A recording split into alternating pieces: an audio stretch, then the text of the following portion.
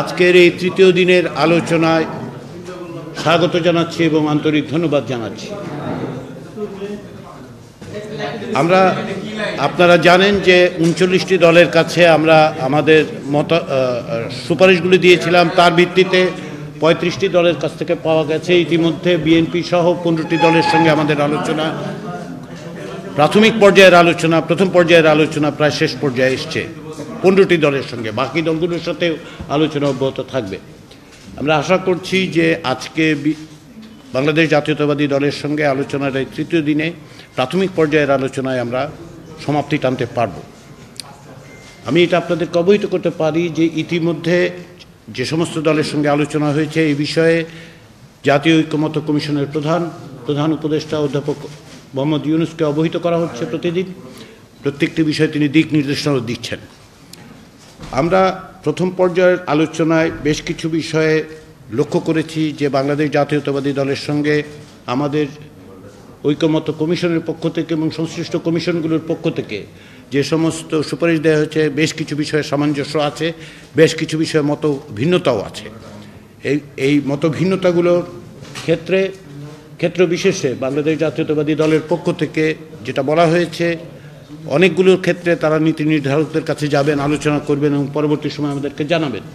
নিঃসন্দেহে একটি ঐতিহাসিক মুহূর্তে আমরা উপস্থিত এবং এই সমস্ত সুপারিশের ব্যাপারে চূড়ান্ত সিদ্ধান্ত বা কোনো সিদ্ধান্ত কেবলমাত্র এই টেবিল থেকে হতে পারবে না, কেন সংশ্লিষ্ট দলগুলোর ক্ষেত্রে তাদের নীতি নির্ধারকরা নিঃসন্দেহে অংশগ্রহণ করবেন। আমরা আশা করছি যে সেগুলো আমরা জানতে পারবো খুব শিগগিরই। পাশাপাশি যে সমস্ত প্রস্তাব উঠেছে সেই প্রস্তাবগুলো বিষয়ে আলোচনায়ও কিছু নতুন প্রস্তাব এসছে, সেগুলোর বিষয়ে আমরাও জাতীয় ঐক্যমত্য কমিশনে আলোচনা শুরু করেছি এবং সংশ্লিষ্ট কমিশনগুলোর সঙ্গে আমাদের আলোচনা করতে হবে, কারণ এগুলো জাতীয় ঐক্যমত্য কমিশনের কাছে এসছে সংশ্লিষ্ট কমিশনগুলোর পক্ষ থেকে।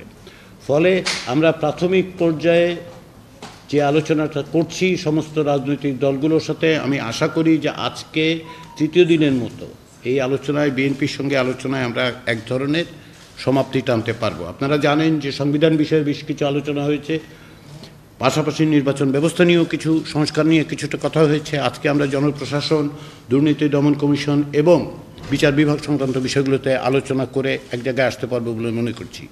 আবারও বলি, প্রাথমিক পর্যায়ের আলোচনা এখন অব্যাহত আছে। এগুলোর ভিত্তিতে আমরা আশা করছি দ্বিতীয় পর্যায়ে আমরা আলোচনায় মে মাসের মাঝামাঝি সময় থেকে অগ্রসর হতে পারবো। তার আগে পর্যন্ত এই অবস্থানগুলো আপনারা দেখছেন।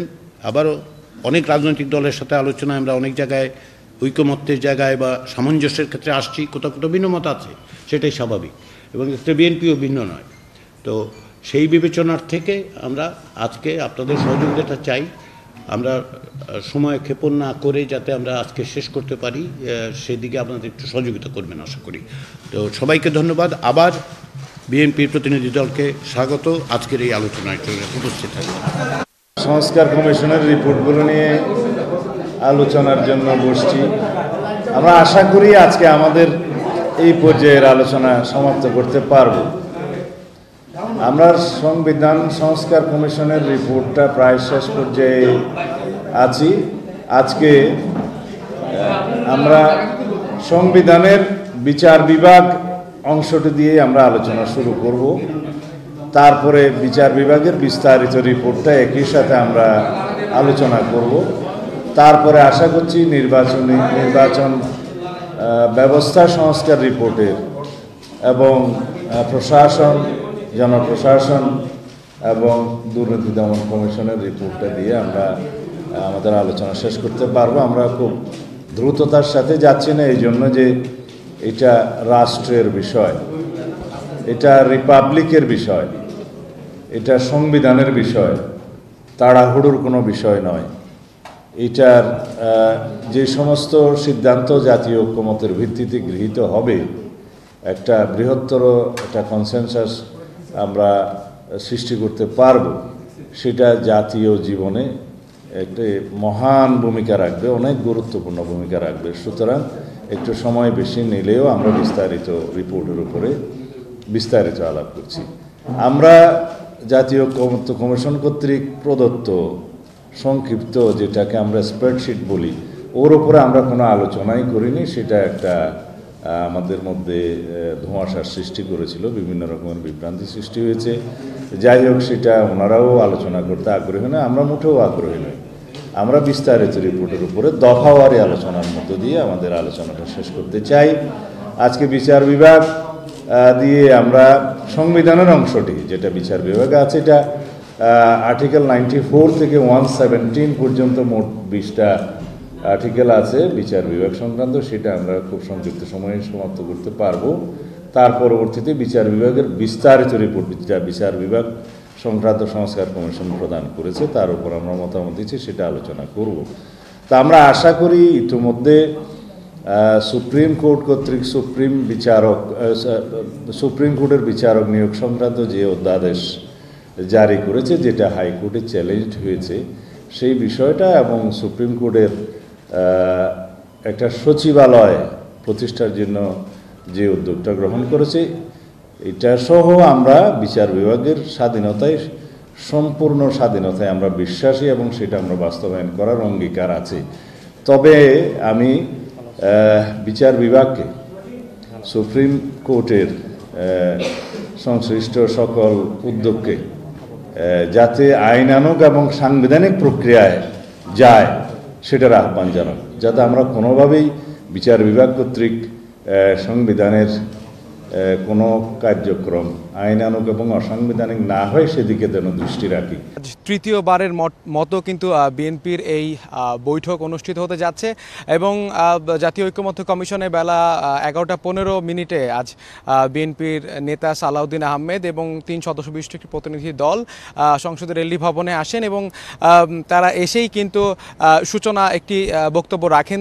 আলী রিয়াজ, যিনি এই ঐকমত্য কমিশনের প্রধান, তিনি কথা বলেন এবং শুরুতেই তিনি আমাদেরকে জানিয়েছেন যে শুরুতেই তারা আমাদেরকে যেটা বলেছেন যে বিএনপি যে তাদের তরফ থেকে এই সংস্কার বিষয়ে সচেতন, সেটাকে তারা আসলে খুবই সাধুবাদ জানাচ্ছে এবং তিনি আরও বলেছেন যে 35টি দলের মতো তারা 35টি দল তাদের মতামত জমা দিয়েছে এবং সেখান থেকে তারা কিন্তু আগামী, আপনি যেটা বলেছেন যে মে মাস থেকে আবারও দ্বিতীয় দফায় একটা বৈঠক শুরু হবে এবং সেই সব সুপারিশগুলো কিন্তু প্রধান উপদেষ্টাকে জানানো হচ্ছে। এখনও কিছু বিষয় নিয়ে চূড়ান্ত সিদ্ধান্ত হয়নি। এর আগে আপনি জানেন যে বিএনপির সাথে সংবিধান, নির্বাচন ব্যবস্থা এসব নিয়ে আলোচনা হয়। তবে আজকে মূলত জনপ্রশাসন, তারপর হচ্ছে দুদক, দুর্নীতি দমন কমিশন এবং নির্বাচন ব্যবস্থা নিয়েও বেশ কিছু আলোচনা হবে বলে আমাদেরকে জানানো হয়েছে। বিএনপি নেতা সালাউদ্দিন আহমেদ কিন্তু সূচনা বক্তব্যেই একটা বিষয় পরিষ্কার করেন যে এই যে তৃতীয়বারের মতো বৈঠক, সাংবাদিকরা জানতে চেয়েছিলেন যে কেন, তিনি বলেছেন যে এটা রাষ্ট্রের বিষয়, এটা নিয়ে তাড়াহুড়ার কিছুই দেখছে না বিএনপি, যেহেতু এখানে সংবিধানও জড়িত, তাই ধীরে সুস্থেই এই সংস্কার বিষয়টা নিয়ে তারা ভাবছেন। মারিয়া, আর কিছুক্ষণ পর অর্থাৎ 1টার দিকে বিএনপির তরফ থেকে আরেকটা ব্রিফিং অনুষ্ঠিত হবে, আমরা সেখানেও থাকবো এবং বাকিটা হয়তো বা ATN বাংলার মাধ্যমে দর্শকদের জানিয়ে দিব।